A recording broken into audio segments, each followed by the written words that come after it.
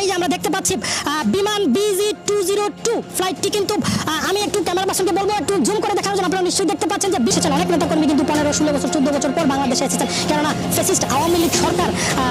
দেশের মানুষকে অর্থাৎ বিএনপিকে যে পরিমাণ নির্যাতন করেছে সে পরিমাণ আসলে সেই পরিমাণটা বলার ভাষা রাখে না। তো এই মুহূর্তে নিশ্চয়ই আপনাদেরকে আমি দেখাতে পেরেছি যে তারেক রহমানের বহনকারী বিমানটি কিন্তু শান্তিপূর্ণভাবেই সিলেট উসমানী আন্তর্জাতিক বিমানবন্দরে অবতরণ করেছে এবং এই মুহূর্তে সেটি বোর্ডিং ব্রিজের দিকে এগিয়ে গেছে এবং সেখানে গিয়ে বিমানটি অফ হয়ে যাবে এবং এরপরে সিলেটের যারা যাত্রী আছেন তারা কিন্তু নেমে যাবেন সেখানে। এরপরে তারেক রহমান সহ তার সাথে পরিবারের যে সকল সদস্যরা আছেন তারা কিন্তু বিমানের যে বিজনেস ক্লাস যেটি রয়েছে সেখানেই তারা বসা থাকবেন, বাহিরে আসবেন না এবং সেই বসে থাকা অবস্থায় তারা সেখানে বিশ্রাম নেবেন এবং এরপর 1 ঘন্টা পর আমরা যতটুকু জানি যে 1 ঘন্টা পর সিলেট উসমানী আন্তর্জাতিক বিমানবন্দর থেকে সেই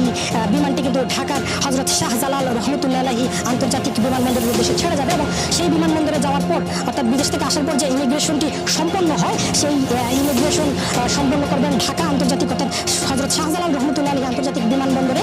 সেখানেই তারেক রহমান তার ইমিগ্রেশনটি সম্পন্ন করবেন এবং তার পরিবারের সদস্যদের নিয়ে তিনি সেখান থেকে বের হবেন। এরপর সোজা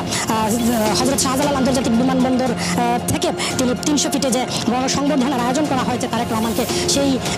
সেইখানে তিনি যাবেন এবং এরপরে তিনি এভার কেয়ারে তার মায়ের সাথে অর্থাৎ দীর্ঘদিন থেকে বেগম যে অসুস্থ সেখানে তিনি মায়ের সাথে দেখা করতে যাবেন। তো এই মুহূর্তে আসলে এয়ারপোর্টের আশপাশের যারা মানুষ আছেন তারা কিন্তু অনেক খুশি এবং ঠিকভাবেই শান্তিপূর্ণভাবেই কিন্তু তারেক রহমানের বহনকারী বিমানটি সিলেট উসমানী আন্তর্জাতিক বিমানবন্দরে অবতরণ করেছে এবং হাজার হাজার নেতাকর্মীরা এখন উচ্ছ্বাস করছে 300 ফিটে যে তারেক রহমানের আগমন কিন্তু এই বাংলাদেশে ঘটে গেছে। খুব শান্তিপূর্ণভাবেই তিনি এসেছেন এই সিলেট উসমানী আন্তর্জাতিক বিমানবন্দরে। বিএনপির ভারপ্রাপ্ত চেয়ারম্যান তারেক রহমান 1 ঘন্টা যাত্রা বিরতি করবেন এবং এরপরেই তিনি সিলেট থেকে ঢাকার উদ্দেশ্যে রওনা দেবেন এবং যে সকল যাত্রীরা হিথ্রো আন্তর্জাতিক বিমান